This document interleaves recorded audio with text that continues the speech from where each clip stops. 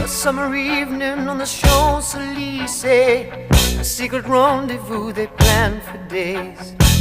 A sea of faces in a crowded cafe, the sound of laughter as the music plays.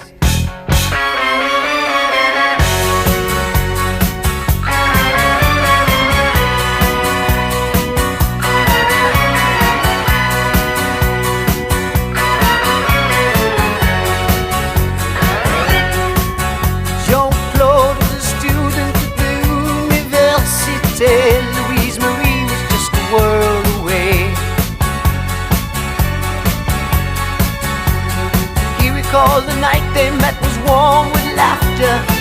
The words were music as she turned